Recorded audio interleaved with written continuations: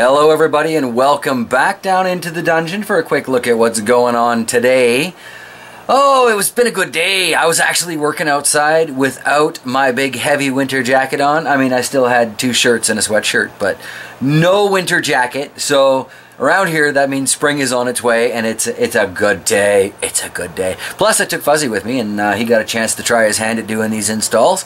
Went a lot faster having help, so I think I might be doing that more often. But as a curious side note, and Rob Z, talking to you here, I know we had our little talk about tomato varieties, and I said I was done, but extenuating circumstances, okay?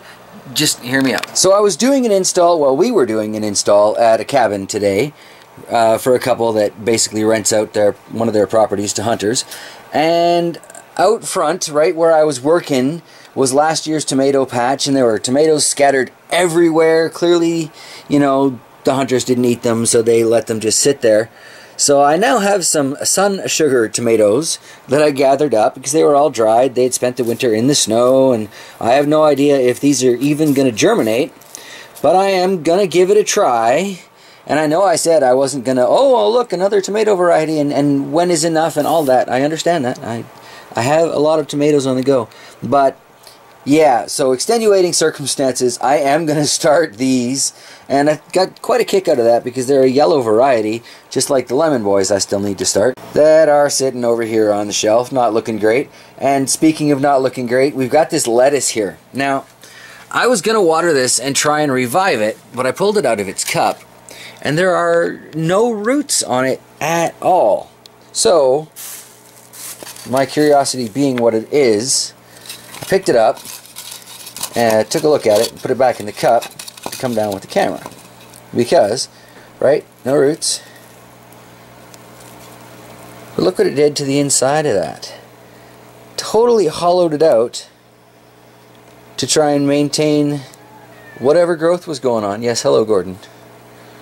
So, that I thought was quite interesting. I've done this a couple of times and actually had the lettuce form roots, so I don't know what happened to this one that it didn't form roots. And come to think of it, the other one that I had growing down here never did put out roots either.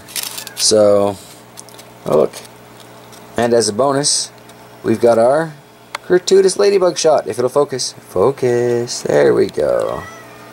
Gordon, everybody knows you're here. Well, that cat gotta get in his 2 bits, doesn't he? But I thought that was quite fascinating, how the bottom of that's just like all hollowed out. So, yeah, wanted to share that. Weird stuff. Buddy, I know, no, don't rub the lamps. There you go. Are you happy now? Are you happy? You're in the clip. Yeah, you've been talkative all day. Got the tomato forest here. Our little flowers seem to be opening up nicely. I'd be so curious if they actually put on fruit. I really shouldn't let that go, but I can't resist the opportunity to find out. Another ladybug working it over there. I finally got rid of that poor dead pepper in the styrofoam cup. A bit of a tragedy there, but a lot of things are still coming along really well, so it's really hard to be upset about that. That, on the other hand, that can be upsetting.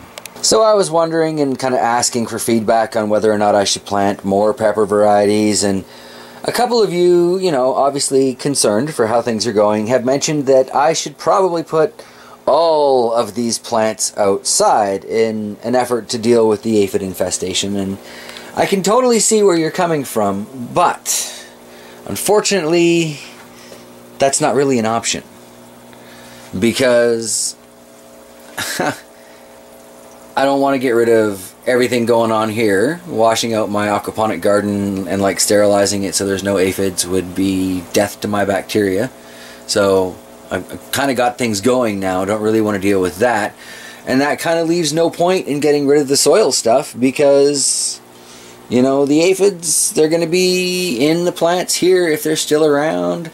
They're going to be in the soil. They're going to be on the house plants. And I kind of think that much like the ladybugs, they're a feature of the house. So I don't see me being able to ever actually be completely free of them.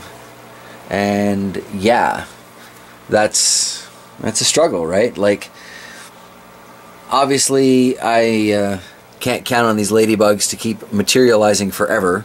Sooner or later we're going to get around to fixing that insulation, which means the sawdust that is in the roof for insulation right now is going to be gone, and I kind of suspect that's where they are holed up. So yeah, they're not going to be around forever, but I'll have to figure something out because I can't take everything outside, and frankly I've got too many varieties on the grow and I don't want to have to start all over again. And I know it sounds ridiculous because I gripe about these damn aphids in basically every video that I make of my indoor gardening experience, because they are everywhere. They're on the plants and they're everywhere. And I understand, you know, it would be better to get rid of them if I can. I just really don't see that happening. And yeah, like I said, I don't want to start again. I've come this far in the aphid war. I have managed to get things to a pretty manageable point, and now because I've got the fish tank here, and they seem to love eating these little suckers. Sure, it's hard on the seedlings when I'm doing the initial shakings and getting the aphids off of them and putting them in the fish tank, but the stronger plants, I think it's actually helping them, because it's kind of the same as having the wind and being jostled around, and it's making them be just that little bit sturdier, which is supposed to help with preventing leggy plants to begin with. It's kind of one of the many reasons why everybody's like, you need a fan in your grow room. So yeah, I don't know. I probably should. And there are lots of things in my gardening, you know, that people, you guys give me such great advice, and it's all so well intended, but I don't follow it. You know, a lot of it I mean to, and I'm gonna do that one of these days, and I just keep getting busy with life and doing all kinds of stuff, and it just gets put off to the wayside and never gets done. But ultimately, I do still appreciate the advice, and I do try and take as much of it as I can to heart. Really, when you get right down to it, I think at the end of the day, the ladybugs are probably going to be my best way of just kind of dealing with them and keeping them in check. I don't seem to have a lot of them that show up in the fall and the winter, so that makes those particularly hard months around here. But I also kind of want to set up a praying mantis breeding situation, because they also will help with devouring any of the smaller bugs that are in here. And frankly, I'd rather see them kicking around everywhere than the aphids. So, you know, through natural means and naturally provided solutions, right? I just have to set up environments and get a couple of egg sacs for those in the mail and start breeding those out. It's all been done, you know. So I think I'm just going to take that route rather than starting again, because I can't go through this again.